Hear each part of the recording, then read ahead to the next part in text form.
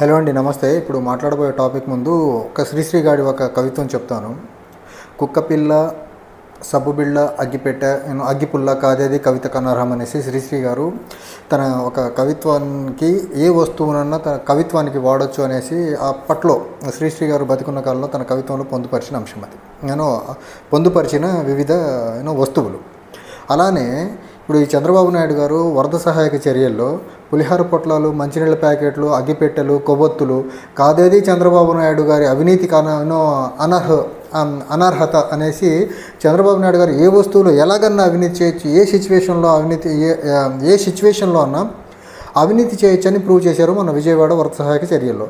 ఇది నేను అవినీతి అని ఎందుకు చెప్తున్నానంటే, ఒక పక్క విజయవాడ వరద సహాయక చర్యల్లో ఎవరైతే ఇరుక్కున్నారో ఆ ప్రాంతంలో ఉన్న ప్రజలు ప్రధానంగా చెప్తుంది, మాకు వరద సహాయక చర్యల్లో ప్రభుత్వం నుంచి సహాయం అందలేదు అనేసి చాలా క్లియర్గా చెప్తున్నారు. అండ్ చంద్రబాబు నాయుడు గారు కూడా ఒక క్యాబినెట్ మినిస్టర్ను ఎదురుపడి వరద సహాయక చర్యల్లో మీ డిపార్ట్మెంట్, మీ మినిస్ట్రీ ఫెయిల్ అయిపోయింది, మీరు ఏం చేస్తున్నారు, ఇలా అయితే ఎలా ప్రభుత్వానికి బ్యాడ్ నేమ్ వస్తుంది కదా అని ఆయన చెప్పారు. ఈ క్రమంలో చంద్రబాబు నాయుడు గారు సాక్షాత్తు డైరెక్ట్ ఒప్పుకున్నారు క్యాబినెట్ మినిస్టర్ దగ్గర, వరద సహాయక చర్యల్లో మనం ఫెయిల్ అయిపోయామనేది. ఈ రకంగా ఒక పక్క వరద సహాయక చర్యల్లో ఫెయిల్ అయ్యామని ముఖ్యమంత్రి గారే చెప్పి, వరద సహాయక చర్యల్లో పులిహార పొట్లానికి 326 కోట్లు ఖర్చు అయిందనేసి, అగ్గిపెట్టలకు కొవ్వొత్తులకు 23 కోట్లు అయిందనేసి, వాటర్ ప్యాకెట్లకు వచ్చేసరికి ఇంకో 26 కోట్లు, టోటల్గా మొత్తం 360 కోట్లు దగ్గరగా ఖర్చు పెట్టామనేసి చెప్తున్నారంటే చంద్రబాబు నాయుడు గారు సాక్షాత్ ఈ డబ్బులు నొక్కేసినట్టే కదా. ఒక పక్క మినిస్టర్తో సాక్షాత్ ఈయనే అన్నారు, వరద సహాయక చర్యల్లో ఫెయిల్ అయిపోయాము, ప్రాపర్గా రీచ్ అవ్వలేదు, పబ్లిక్ నుంచి వ్యతిరేకత వస్తుందని ఆయనే అన్నారు మినిస్టర్ని ఎదురుగా పట్టుకొని. అదంతా వీడియోలో కూడా వీడియో విజువల్స్ వచ్చేసాయి. సో ఒక పక్క ఈయనే వరద సహాయక చర్యల్లో మనం ఫెయిల్ అయిపోయామని చెప్పి, ఇంకో పక్క వరద సహాయక చర్యల్లో నేను పులిహార పొట్లాలు పంచాను, వాటర్ ప్యాకెట్లు పంచాను, కొవ్వొత్తులు అగ్గిపెట్లు పెంచానంటారు. అంటే నాకు అర్థం కాని అంశం ఏంటంటే, ఓ పక్క వరదల్లో మొత్తం మునిగిపోయి మొత్తం తడిగా ఉన్న ప్రాంతంలో అగ్గిపెట్లు అసలు ఎలా పనిచేస్తాయి? వెలిగిస్తే అగ్గిపుల్లలు వెలుగుతాయా? మొత్తం తడికి మొత్తం దేనికి పనికి రాకుండా అయిపోతాయి అగ్గిపెట్టెలు. అండ్ వరదల్లో ఇరుక్కున్న వాళ్ళకి కొవ్వొత్తులు ఇస్తే ఉపయోగం ఏముంది? అసలు కొవ్వొత్తులు ఎక్కడ పెడతారు? మొత్తం బురదలో ఉన్నారు, వాటర్లో ఉన్నారు, మునిగి ఉన్నారు. సో అగ్గిపెట్టె అండ్ కొవ్వొత్తు అనేది అసలు మీ వరద సహాయక చర్యల్లో ఏ రకంగా ఎలా ఇచ్చినా ఉపయోగపడని అంశం కదా. అది కంప్లీట్గా మీరు అవినీతి చేసినట్టే కదా. అందుకని అంటున్నాను, చంద్రబాబు నాయుడు గారు అవినీతికి అగ్గిపుల్లలు, అగ్గిపెట్టెలు, కొవ్వొత్తులు, పులిహార పొట్లాలు, వాటర్ ప్యాకెట్లు ఏవి అనర్హం కాదు. అన్నిట్లోనూ అవినీతి చేయగలరని విజయవాడ వరదల్లో ప్రూవ్ చేశారు ఈయన. ఇదే ఇప్పుడు వీటిల్లోనే అవినీతి ఇంత చేసి ఉంటారంటే, వరద సహాయక చర్యల్లో అగ్గిపెట్టెల్లోనూ, తర్వాత కొవ్వొత్తుల్లోనూ, పులిహార పొట్లలో, వాటర్ ప్యాకెట్లు అవినీతి చేసి ఉంటారంటే, లిక్కర్ పాలసీలో ఎంత అవినీతి జరుగుతూ ఉంది, ఇసుక పాలసీలో ఎంత అవినీతి జరుగుతూ ఉంది, మీరు రివర్స్ టెండర్ రద్దు చేశారు, దాంట్లో ఎంత అవినీతి జరుగుతూ ఉంది, ప్రభుత్వ ఉద్యోగుల ట్రాన్స్ఫర్స్లో ఎంత అవినీతి జరుగుతూ ఉంది, అమరావతి ప్రాంతంలో చెట్లు పెరిగినాయి అన్నారు, ఆ చెట్లన్నీ కొట్టించే దాంట్లో ఎంత అవినీతి చేస్తున్నారు మీరు.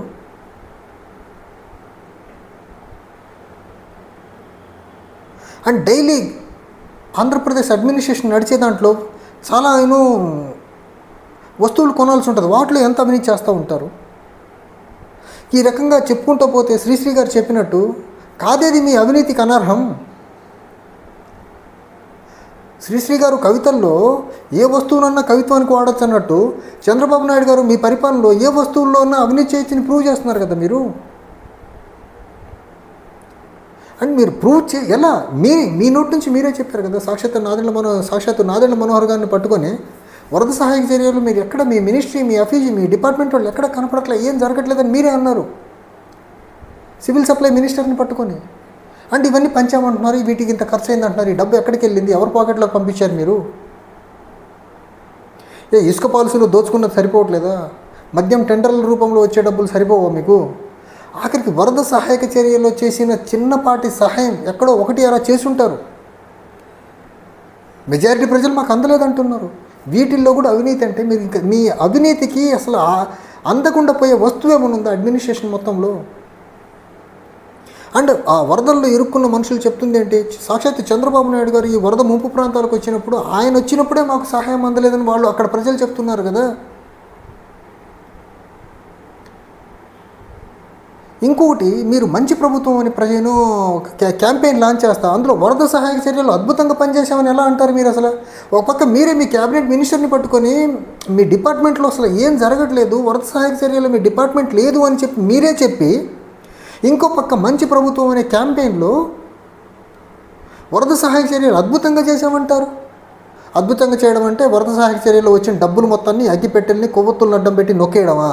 పులిహార పెట్టెలు వాటర్ ప్యాకెట్లను అడ్డం పెట్టి నొక్కేయడమా? ఇదేనా అద్భుతంగా వరద సహాయక చర్యల్లో పనిచేయడం అంటే? మేబీ ఇదే ఉండొచ్చేమో. సార్, మీరు వరద సహాయక చర్యలు అగ్గిపెట్టెలకి, కొవ్వొత్తులకి, పులిహార పొట్లాలకి, వాటర్ ప్యాకెట్కి వాడిన డబ్బులు చంద్రయాన్ మిషన్ని చంద్రుడి మీదకి పంపించేదానికంటే ఎక్కువ డబ్బులు వాడేశారు సార్. ఇక్కడ చాలా చాలా కాస్ట్లీ వరద సహాయక చర్యల్లో పాల్గొన్నారు మీరు. ఇలాంటి కాస్ట్లీ కాదు అది. అది కూడా వరదల్లో అసలు అగ్గిపెట్టెలు ఎలా పనిచేస్తాయో మిమ్మల్ని చూసి, మీరు విషనరీ కదా. వరదల్లో అగ్గిపెట్టెలతో పనిచేయించగలరు మీరు, వరదల్లో కొవ్వొత్తు వెలిగించగలరు మీరు, వరదల్లో మునిగిన ప్రజల దగ్గరకు కొవ్వొత్తు ఇచ్చి వాళ్ళకి అగ్గిపెట్టించి వెలిగించమని చెప్పగలరు సమర్థులు. అంత విషనరీ మీరు. మీ విషనరీ ముందు ఇవన్నీ పెద్ద లెక్కే కాదనిపిస్తుంది నాకు అసలు. కొద్దిపాటి కామన్ సెన్స్ అండి.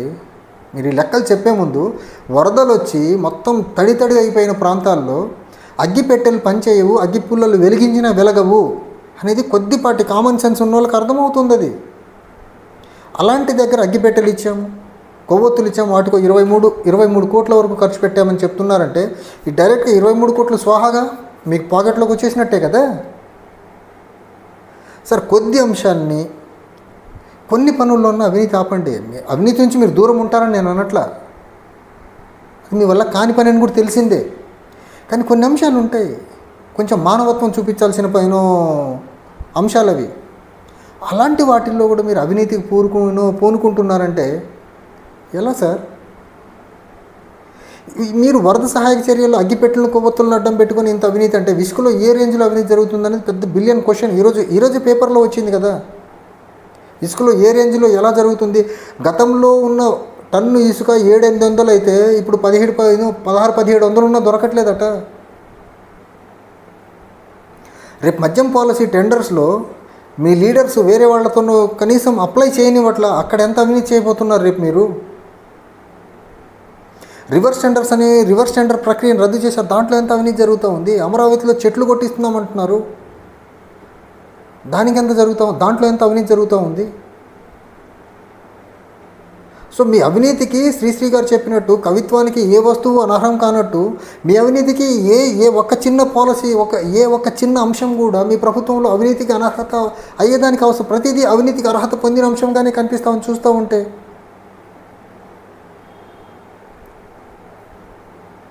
ఇలా చేసుకుంటూ పోతే ఇంకా మీ అవినీతికి హద్దు ఎక్కడ ఉంటుందండి? సంపద ఎక్కడి నుంచి సృష్టిస్తారు, పేదలకి ఎక్కడి నుంచి పంచుతారు మీరు అవినీతి చేసుకుంటూ ముందుకు పోతూ ఉంటే? కొన్నిటినన్నా స్పేర్ చేయండి సార్ మీ అవినీతి నుంచి, కొన్నిటిని. మరి ఇదిగో కొవ్వొత్తులు అగ్గిపెట్టెలన్నా కనీసం వాటిని స్పేర్ చేయండి. Thank you.